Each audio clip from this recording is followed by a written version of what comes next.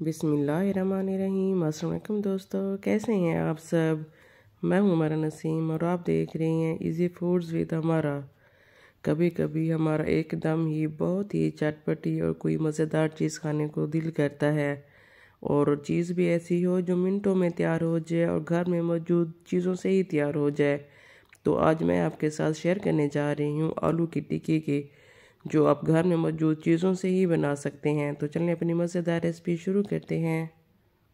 बिस्मिल्लाहिर्रहमानिर्रहीम। मैंने यहाँ पर लिए हैं दरमियानी साइज़ के 3 अदद आलू। मैं इसमें शामिल कर रही हूँ बिल्कुल बारीक कटी हुई प्याज मैंने दरमियानी साइज़ की 2 ली हैं, और एक मैंने ली है गाजर, उनको बहुत बारीक काट लिया है। साथ में मैं इसमें शामिल कर रही हूँ हरा धनिया, हरी मिर्च बारीक कटी हुई, और जी अब हम इसमें शामिल कर रहे हैं नमक, लाल मिर्च पिसी हुई, लाल मिर्च कुटी हुई, ज़ीरा, चाट मसाला और कसूरी मेथी तो इसकी खुशबू बहुत ही लाजवाब होती है।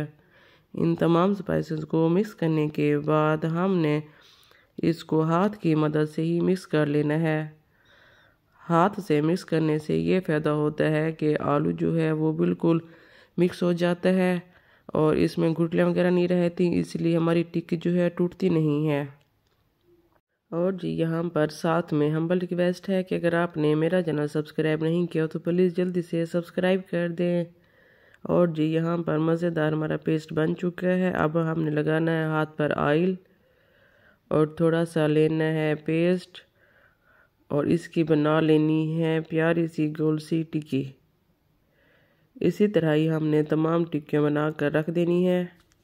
टिक्कियाँ बना लेने के बाद मैंने लिए है आधा कप बेसन, और इसमें शामिल किया है 1/4 नमक और 1/4 लाल मिर्च पिसी हुई।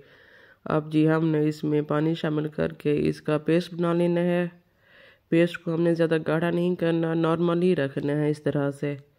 अब जी हमने एक तवे पर लेना है ऑयल। इसके बाद जी हमने पेस्ट लेकर अपनी टिक्की को बेसन वाले पेस्ट में डिप करना है। डिप करने के बाद अब हमने इसको करना है फ्राई।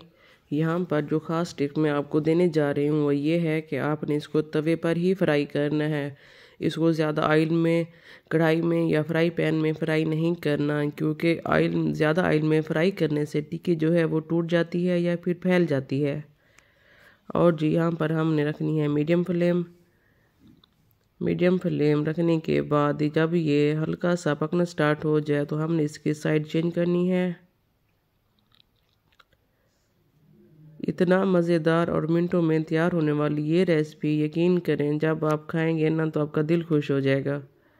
बहुत ही चटपटी और मज़ेदार आलू की ये टिक्की आपको और आपके घर वालों को बहुत ही पसंद आएगी। झटपट तैयार होने वाली ये आलू की टिक्की हो चुकी है तैयार। माशाल्लाह, अल्हम्दुलिल्लाह। अल्लाह ताला की रहमतें और बरकतें तमाम देखने वालों के लिए दिल से बहुत सारी दुआएं। खुश रहें, आबाद रहें, हंसते मुस्कुराते रहें।